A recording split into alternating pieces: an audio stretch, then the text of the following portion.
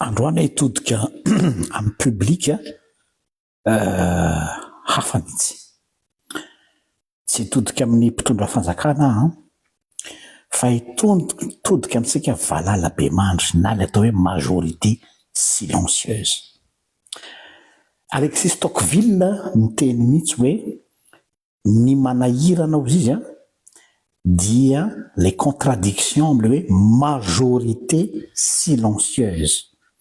Izany hoe tsy conscient mihitsy zany tsika le vahoaka maro anisa fa mangina fa isika no responsable ny fahoritsika amin'ny resaka fitondrana eo anivon'ny firenena. Averiko indray, responsable tsika majorité no le tsika mihazona lay fahanginana.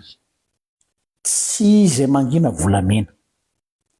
Fa eto dia nefa isika avy eo izy Alexis Tocqueville no andeha pleurnicher hoe tsy rariny zao hoe tsy mety zao hoe ny madinika ihany no mitsetsafine ny kely ihany no hitsakisahany. Fa les rapports de force anie mifamadiky. Groupe na olombitsy no mametraka influence sy manitsakitsaka anao majorité silencieuse atapon-dohanao dia ianao manaiky. Ary ny tena marina tsy hoe manaiky fa mizaka ny tserany ainy.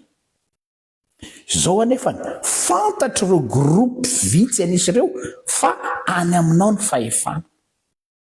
Any aminao satria ianao majorité. Tiako tsindriana tsara zany zavatra. Dia tsy mahay miaraka zany atao hoe majorité sy silence zany.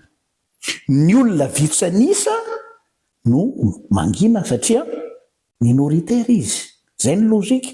Fa ny maro anisa no tokony apakapeo sy avo feo. Donc aza mitaraina ny am'izay ampandalovina aminao sy ampahorinanao nefa ianao tompony fahefana. Zay ny ray. Misy mpanoratra anankiray koa atao hoe Gramsci izay nametraka le teny hoe indifférence. Le indifférence ny olo tsy rarahinay zany resaka politika zany, tsy misy diranay zany fa ao ny mpivavaka nanay any fanjakan'Andriamanitra, ao ny vahoaka hoe nanay rehefa tsy nanay rehefa kapoaka hoaninay ihany notadiavinay fa avelao zany anaovan'zareo azy eo. Inconscient tsika. Fa ny zavatra zay ataon'zareo misy fiatraikany any amin'ny kapoakanao rehefa avy eo. De le indifférence aux izy Gramsci dia manambara complicité am'izay ataon'ireo olombitsy izay hainy mandresy lahatra aminao fa manam-pahefana izy fa ny tena marina mpihindrana fahefana izy. Fahefana indramina avy am'ilay majorité ny fahefan'ireo olombitsy homme du pouvoir. Azadino zay ry vahoaka. Te hanabe anao an'izany ary te hamoa ny torimasonao hoe raha mihetsika ianao majorité foro-drambo ireo vitsy anisa ny milaza azy manana fahefana reo. Tadidio zay. Ny tantara teto Madagasikara nampiseho an'izany atsika. Rehefa ny foa ny majorité tsy manaiky silence tsony fa miteny dia tsy maintsy miaino ny vitsy anisa. Tsika nefa mahita tsara fa indraindray misy olona vitsy anisa samy teny rehefa mangina ny majorité. Tsy normal mihitsy ane hoe misy atao hoe leader d'opinion satria le majorité mangina. De voatery misy olombitsy mitsangana amin'ny teny.